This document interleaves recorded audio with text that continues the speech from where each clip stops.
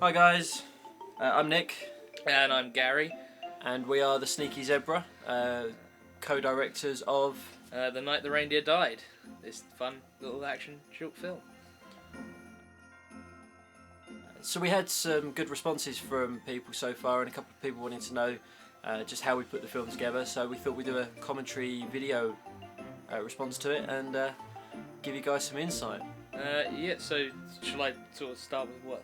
How the film? Well, the film sort of came about a few years ago, whenever I just for fun wrote down this crazy idea of Santa Claus being kidnapped and God and Jesus having to come along and rescue him. And originally it was God, Jesus and the Easter Bunny, but we couldn't get a bunny. I think Petter would have had a few issues with us, with guns and bunny rabbits. Yeah, so there was Nick's cameo as Santa. Rather well, I think you'll find. Probably the best Santa cameo ever. And this is our actual Santa, Spencer Austin, who we worked with on a couple of things before. He's a really great guy, and he quite enjoyed being in that Santa suit. The other guy on screen is a gentleman called Mark Joseph, who's a fantastic actor. We were so pleased with his response and his role. He did a really good job. He kind of shocked us, really took it into his own and added just an extra dimension to it. Background there's David Liddon, fantastic guy, been doing a lot of work recently. Again, we worked with him in the past. Just awesome as the burly man, our head henchman there. Yeah. So yeah, Mark's doing his little Hans Gruber moment here, which he really enjoyed doing. This whole part he loved, and he was mind-blowingly good with his little hand dance here. I think we laughed on the first couple of takes, not expecting it. So location-wise, we're in a really dark, dingy, worn-out garage at the moment. There was water dripping down the rolls, and there was water dripping down the walls, and the roof was missing in places, but it was freezing cold. Absolutely freezing. You can see the breath on some of the actors in some places. I think it dropped down to kind of -2 at places. Yeah, well, I mean, the main thing here is you'll see some steam breath coming off Mark a lot. Santa, not so much, because one of the things that, due to the way we were shooting this, was Spencer and Mark are never actually in the same room at the same time. We shot Spencer's Santa shots about a week or so before we shot Mark's. Week and a half. So we've got one of our other smaller actors, Jamie Ward, sitting in as a shoulder double for a shoulder and beard double, for Spencer.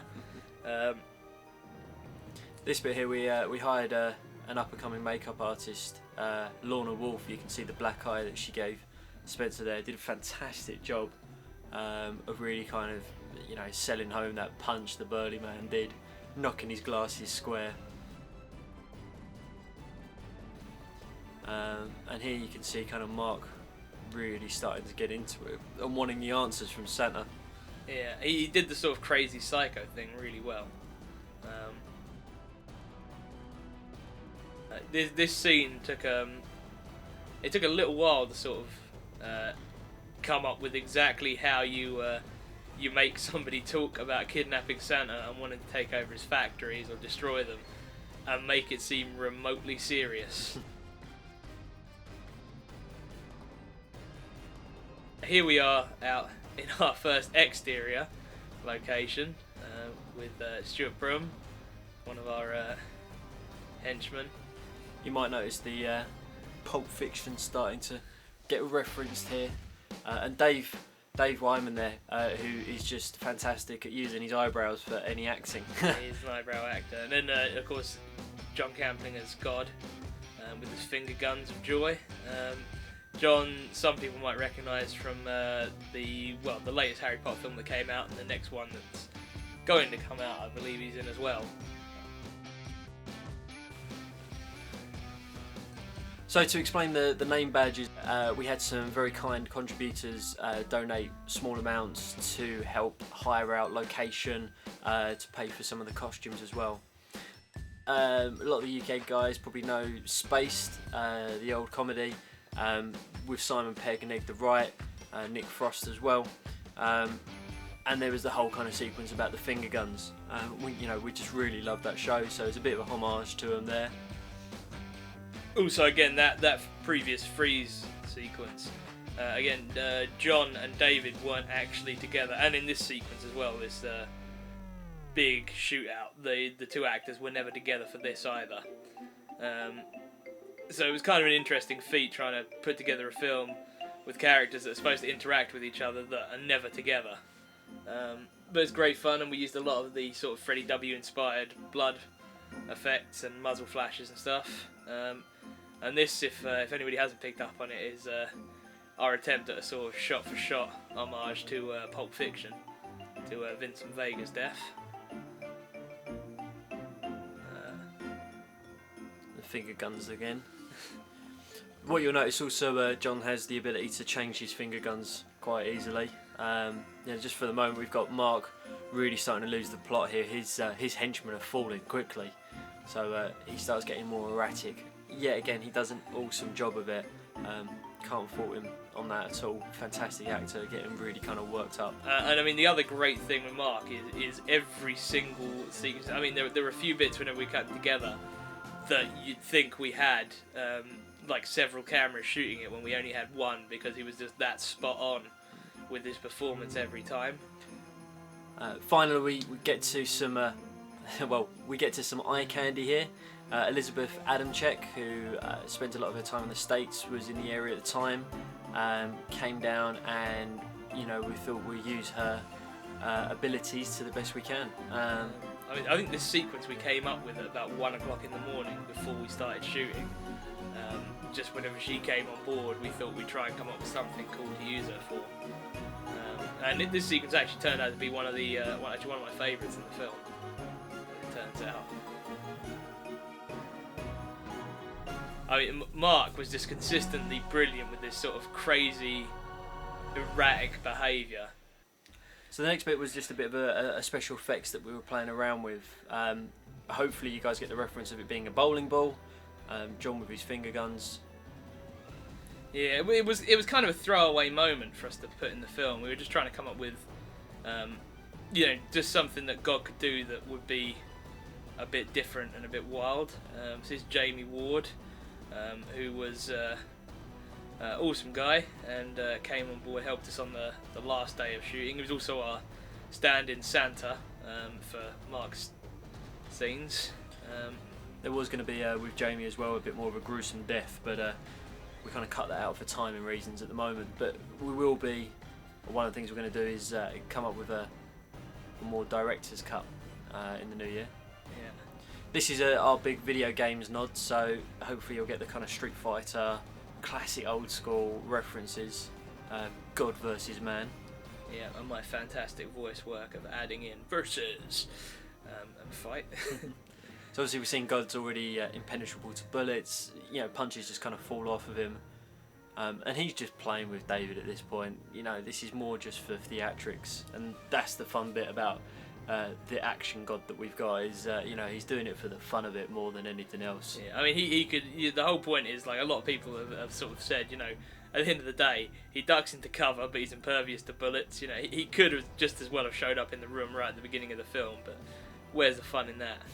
I think originally we'd intended for that effect to be a lot bolder, and we were going to see David fly through, a dozen walls. So this is our Passion of the Christ mistake, to say the least. It's not exactly my finest writing hour, but everybody seemed to have a good laugh on the day. We tried a few different lines, but that one's just got the most laughs, so why not? And this bit's just an awesome CGI Gary managed to put together. There's actually so many different scenes here, all fitted into one kind of video frame. You wouldn't actually know how many times it's cut up here. This is me and John the actor were talking about Superman Returns and the eye bullet thing. I just thought this is, like the perfect moment to have. Originally I think he was gonna shoot God like 5 or 6 times with the gun, and the bullets were just gonna ricochet off his chest. And then it just sort of made more sense to have one really epic moment that would freak somebody out, and that was it. So we've got Mark down to his last life now. You know, all his henchmen's dead. It's just him. Santa's free, wanting revenge, and he calls his boss. You know, asking for extraction, asking for help, asking for just anybody to come save him from a rather pissed off Santa. Yeah, I mean, I think originally this scene was a lot longer as well, as we had a lot more stuff of Santa in the script, where you saw him sort of hunting down Mark.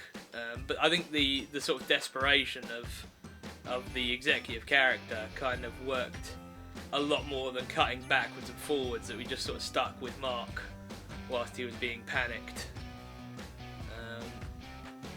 And then just the abrupt ending just seemed to really sort of gel it together there at the end. I think originally we were going to have, we did talk about, but obviously timetables of having to have the film out by Christmas, we cut out a little alternative ending thing where you'd see who Mark's boss was. But, you know, who knows? Maybe we'll put that in another version of the film. So, you know, guys, thanks for listening. Hopefully it gives you a bit more of an insight into what we were thinking whilst making it. We will be doing a lot more videos, some sketches, some short sketches. We're also going to be doing some TV style shows, review shows as well. So make sure you subscribe, make sure you share these videos around, because obviously we couldn't do this without you guys supporting us. And, you know, best wishes for 2011, and we'll see you on the other side. Yeah, thanks for listening to us talk.